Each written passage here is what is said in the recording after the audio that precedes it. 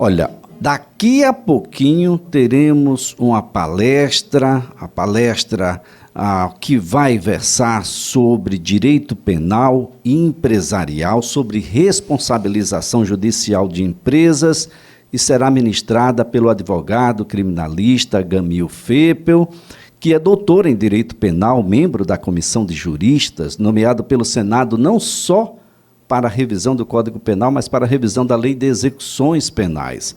É professor adjunto da Universidade Federal da Bahia, como coordenador de especialização em Ciências Criminais da Faculdade Baiana de Direito. Doutor Gamil, professor Gamil, é um prazer tê-lo aqui no CBN Maceió. Um bom dia. Bom dia, meu caro Elias. O prazer e a satisfação são minhas. É uma honra poder estar aqui, uma honra poder falar com os seus ouvintes, uma honra poder ser entrevistado por você, você que é uma referência de comunicação, né? Então, estou muito feliz de estar aqui hoje. Bem, doutor, direito penal econômico, é isso mesmo? É isso mesmo, né? As pessoas sempre associam, caríssimo Elias, a expressão direito penal a condutas violentas, sangrentas, né? Isso é o que a gente chama de direito penal tradicional, né? Tecnicamente falando, nós chamamos de direito penal nuclear, né? Que as pessoas até costumam dizer que costuma ser o primeiro namorado dos estudantes de direito, né?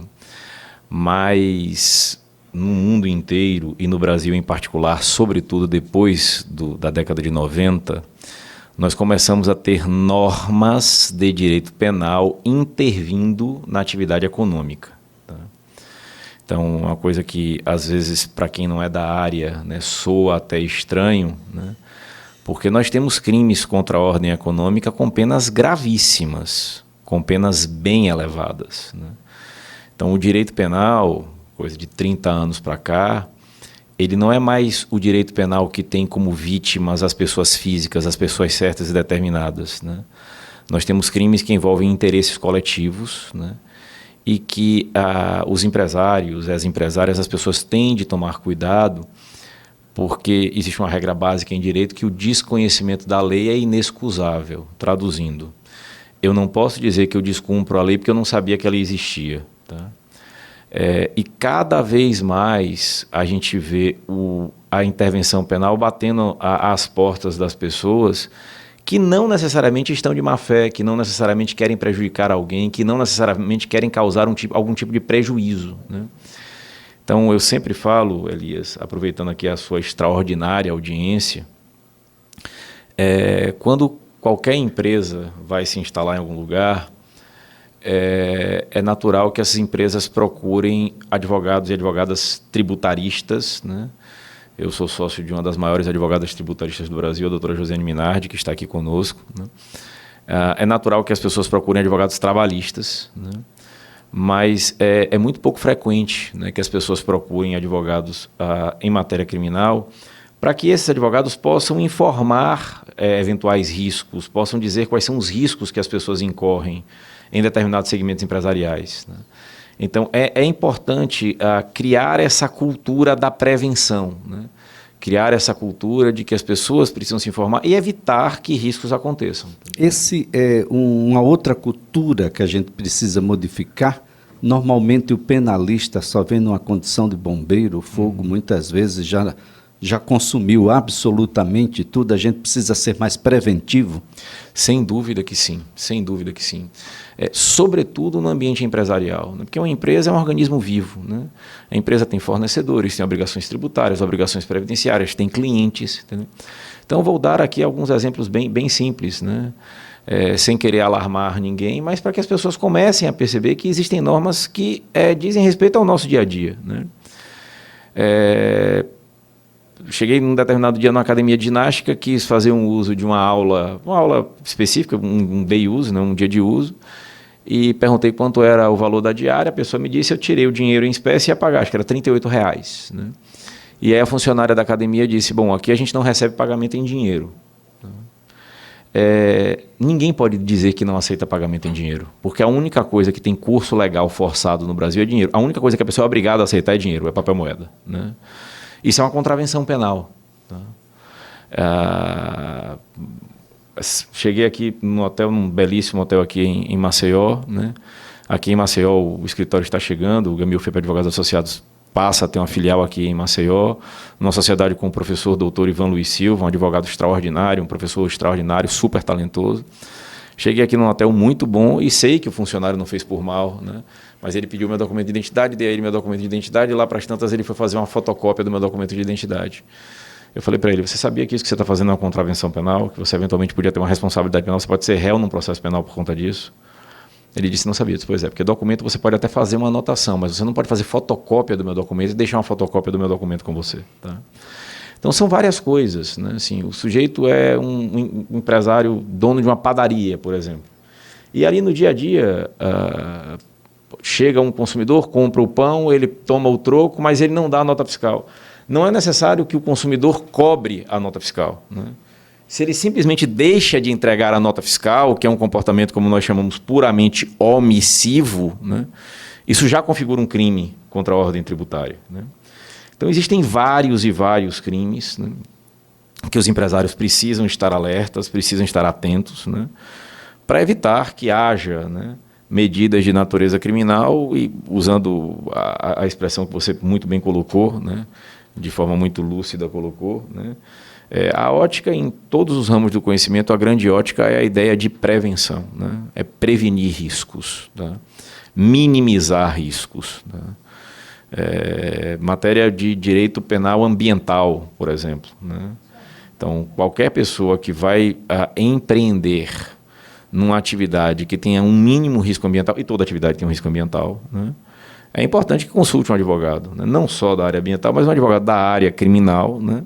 Para evitar que, neste caso, os empresários e as empresas, porque pessoa jurídica no Brasil hoje só pode responder por crime ambiental. Né? Por crime ambiental. Pessoas jurídicas exclusivamente por crime ambiental. Todos os outros crimes, e isso é uma coisa importante que a gente ressalte aqui, todos os outros crimes que eu falei, crimes contra a ordem tributária, crimes contra as relações de consumo, são esferas de responsabilidade que recaem sobre as pessoas físicas, tá? Não é sobre a empresa. Tá? Então, eu advogo há aproximadamente 20 anos, né? E, obviamente, quando a gente advoga para empresas pequenas, médias e grandes, logicamente, as empresas costumam ter reclamações trabalhistas, demandas de relação de consumo, né? Isso entra no fluxo, entre aspas, normal de que a empresa pode ter, né? Mas quando chega uma investigação criminal, a investigação criminal é sobre a pessoa física, né? Pode recair sobre um colaborador, pode recair sobre um empregado, pode recair sobre um gerente, pode recair sobre um diretor, pode recair sobre o presidente. Tá? Então, é importante, de fato, que esses riscos sejam minimizados e que as pessoas se informem, né, das suas obrigações e das condutas que são proibidas pelo direito no Brasil. Bem, em sua palestra, o senhor deve se debruçar sobre crise na legalidade penal e o direito empresarial. Dá para adiantar um pouquinho? Eu sei que muita gente está nos ouvindo agora, já deve estar correndo para a Casa da Indústria, porque a palestra começa daqui a pouco, às 11 da manhã. Eu vou aproveitar aqui sua audiência extraordinária para renovar o convite, né, aos colegas, advogados e advogadas, aos operadores do direito, de uma forma em geral, aos estudantes e às estudantes de direito, podem ir, né, serão muito bem recebidos lá na Casa da Indústria. Também os empresários, né, as pessoas que têm curiosidade por saber do direito penal, né. O princípio da legalidade é o princípio mais importante do direito penal, né. Sendo redundante de propósito, é o princípio, repito, sendo redundante de propósito, é o princípio principal, primordial do direito penal. Não há direito penal sem legalidade, né? Não existe direito penal sem legalidade. É o princípio da legalidade que nos garante que nós podemos atravessar a rua tendo a certeza de que nós não vamos ser presos se nada fizermos, né? Então, o grande problema é que, esse é um fenômeno relativamente recente, cada vez mais a jurisprudência e os tribunais vêm se afastando da legalidade, né, para atender a exigências de casos concretos, para atender a exigências excepcionais, né. Não quero causar aqui nenhum tipo de polêmica, e minha análise aqui é estritamente técnica, né, mas se você pega, por exemplo, né, a lei que trata de delação premiada no Brasil, essa lei foi alterada inicialmente em 2013, depois foi novamente alterada em 2019, mas na redação de 2013, a lei dizia o seguinte, que o réu que fizer uma delação premiada, ele tem direito a duas coisas. Ou a perdão judicial, traduzindo, o juiz isenta de pena, né? Então o réu delatou, colaborou, ajudou a justiça, então você não vai ter pena nenhuma. Tá? Ou redução de pena de até 2/3. Só existem essas duas alternativas, ou perdão judicial, ou redução de pena de até 2/3. Ponto.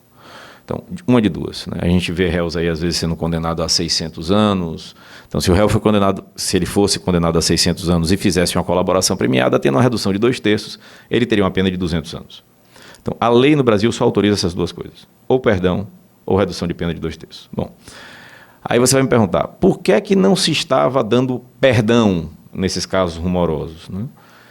Não estavam dando perdão, porque se dessem perdão, iam perder o apoio da opinião pública, né? Tanto que o único caso que deram perdão deu uma confusão infeliz, né? E o povo só sossegou quando o acordo foi revisto, né?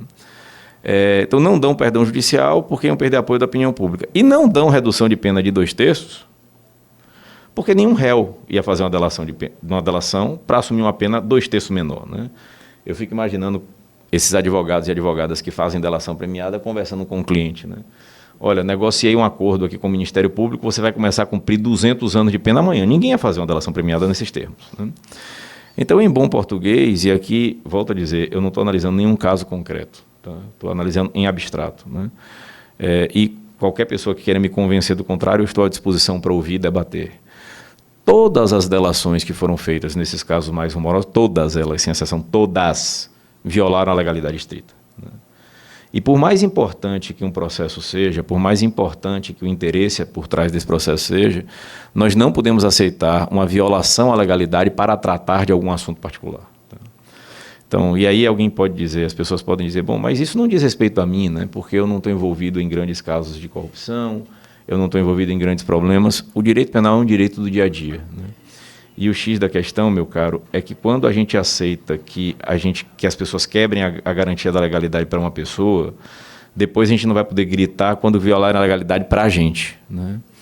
Então, é essa consciência cidadã, né? O direito penal não é feito, né? Eu falo aqui, além de advogado, sou professor, e antes de ser advogado e professor, sou cidadão, né? Existe uma visão, eu diria, um tanto ou quanto romanceada, né? Que o direito penal é feito para proteger bandidos. As pessoas pensam isso, né? O direito penal é feito para proteger bandidos. Não, o direito penal não é feito para proteger bandidos. O direito penal é feito para proteger a sociedade num duplo enfoque. Proteger a sociedade de comportamentos desviantes, ou seja, proteger a sociedade de comportamentos delituosos, e para isso existem penas, mas o direito penal também serve para proteger a sociedade dos abusos por parte do Estado. E para isso existe limitação às penas, né? A partir do momento que o direito penal deixa de ter qualquer tipo de limite, isso passa a ser barbárie, isso passa a ser vale tudo. Muito bem. Olha, nós temos uma palestra que acontece daqui a pouco, e é claro que isso tudo vai se estender aí, dentro do direito penal, econômico e empresarial, aos crimes contra a ordem econômica e tributária, relações de consumo, meio ambiente, delitos contra o sistema previdenciário e financeiro nacional, uma atuação aqui pode se estender também aí aos crimes falimentares, lavagens de capital, crimes contra a honra, improbidade administrativa. Eu acho que alguém nesse momento deve estar se lembrando de alguém.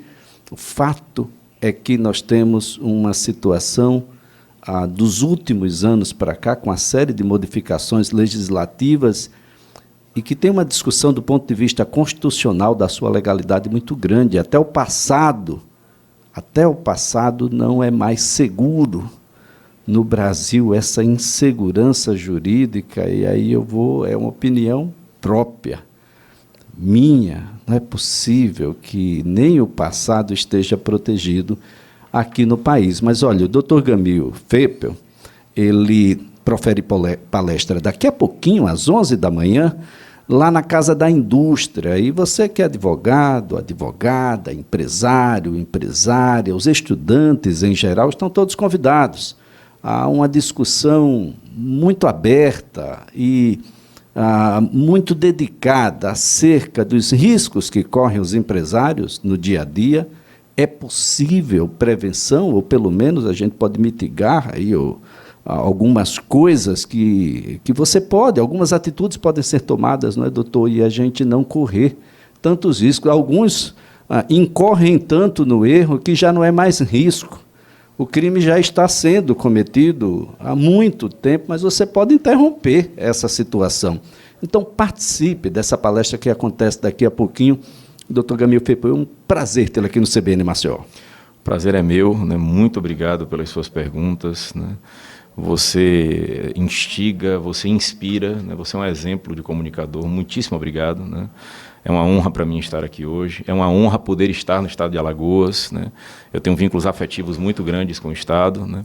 E é uma honra poder estar em Alagoas, no escritório, com um sócio, um parceiro da envergadura, doutor Ivan Luiz Silva, professor universitário, advogado, procurador. Então, tenho certeza, eu sempre digo que advogar é escrever e reescrever histórias de vida, né?